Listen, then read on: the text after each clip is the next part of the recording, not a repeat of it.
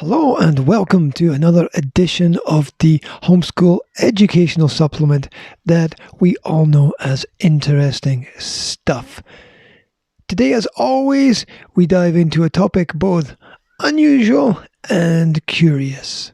It's the Countercultural Revolution. Now, that's all a bit of a mouthful, so what I'll try to do is break it down a little bit for you. And so the movement that we call today the counterculture covers a period from the late 1950s to the early 1970s, when the disaffected, unhappy, dejected, perhaps even depressed youth of America, Britain, and other Western European countries rebelled against the establishment. And these were the children of the post-Second World War baby boom who grew up kind of angry at their parents for what had happened during that period of time. Whilst the movement itself didn't lead to any obvious changes in governments, it did have long-term lasting effects on politics and political movements.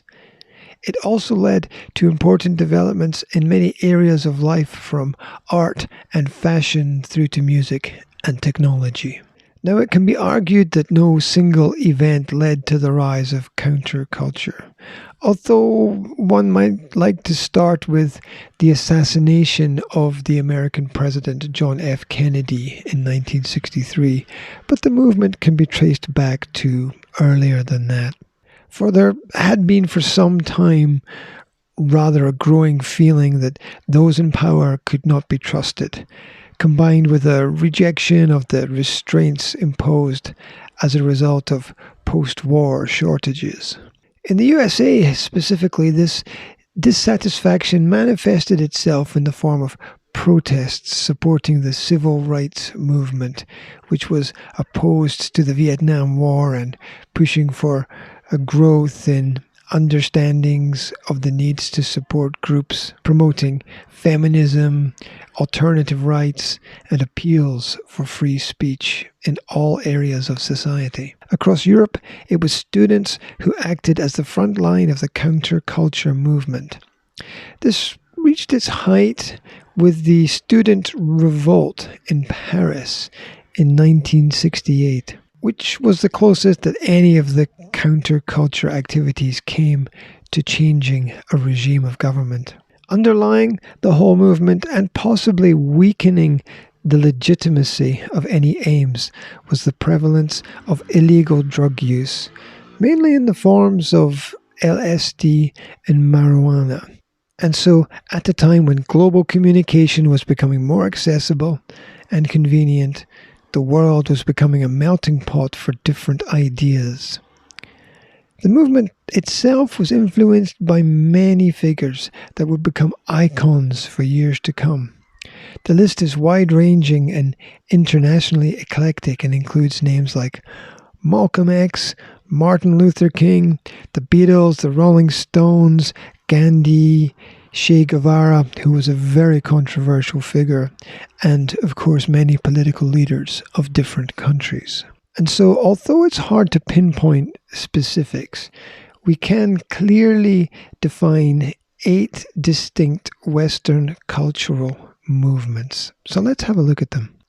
There was the anti-war movement, which kicked off in 1969, when newly elected President Richard Nixon promised an end to the Vietnam War, a conflict that had divided America and had continued for many years despite doubts over what was actually being fought for.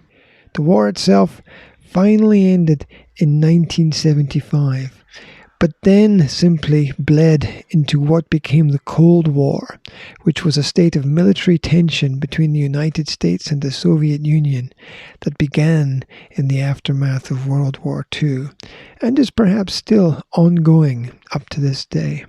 Next, we have the Civil Rights Movement. And on the 21st of February 1965, An African American Muslim human rights activist by the name of Malcolm X was assassinated whilst giving a speech on pro-Afro-American unity. His attempts at cultural connection frightened a government that found fractured society much easier to control. And despite much controversy, in general, Malcolm X is regarded as a hero by many communities still today. Next, we have the Aerospace movement, which began in 1961 when President John F. Kennedy declared that by the end of the decade, a manned spacecraft would land on the moon. And quite surprisingly, it actually did on the 20th of July, 1969. And man's fascination with all things unearthly and science fiction is something that has existed for a long period of time.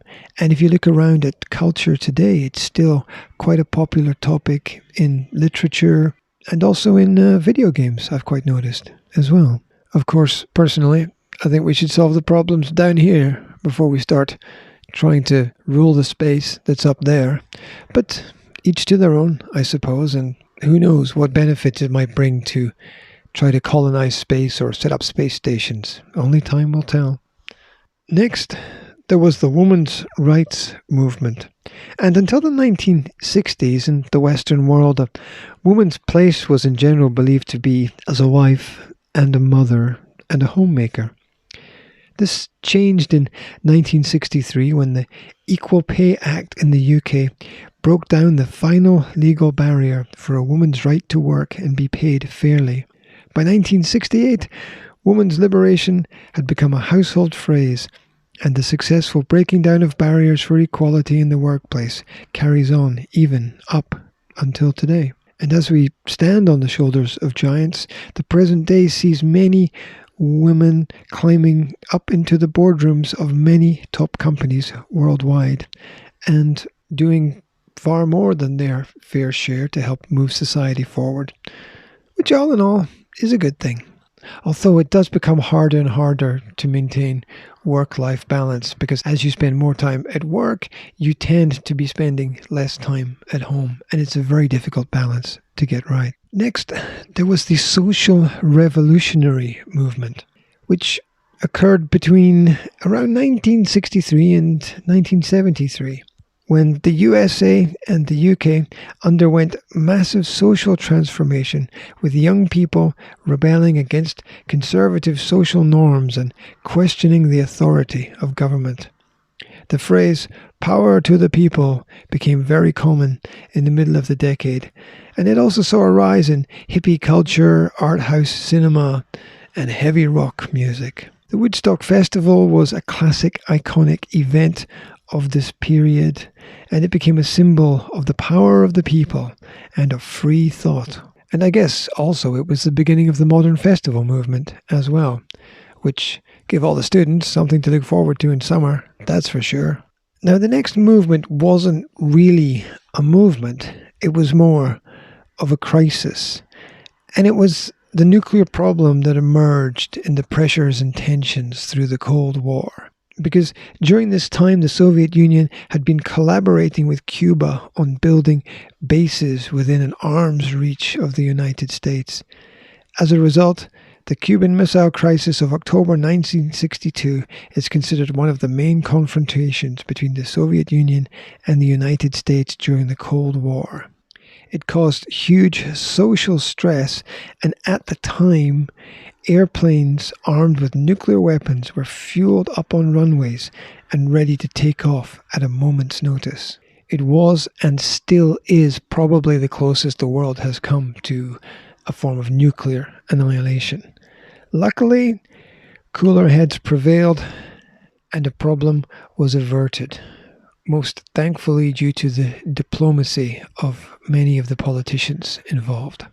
Now, one of the most controversial cultural transformations was the sexual revolution movement, which began in the 1960s when the Food and Drug Administration in the United States approved the first female birth control contraceptive pill. This aided the radicalization of the previously taboo subject of sex in the Western world, as well as changing social attitudes towards a woman's role in modern society.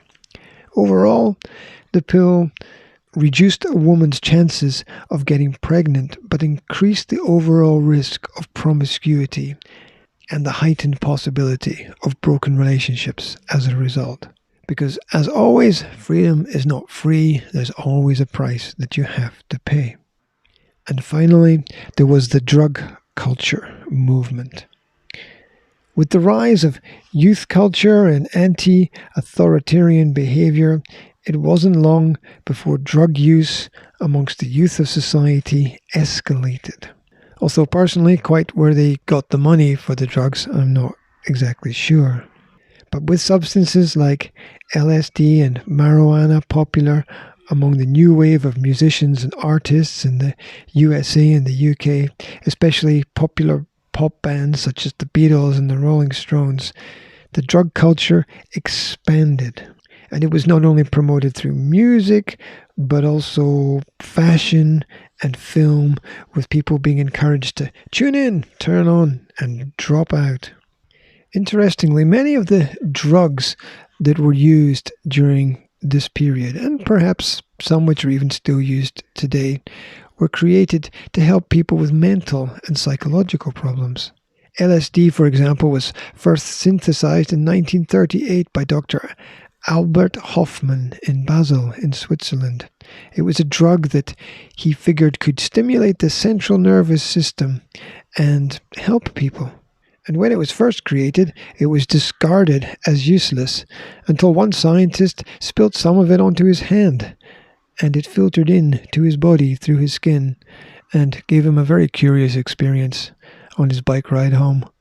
Anyway, many illegal drugs are still promoted through modern music and film, which portrays them as kind of cool, which, of course, they aren't.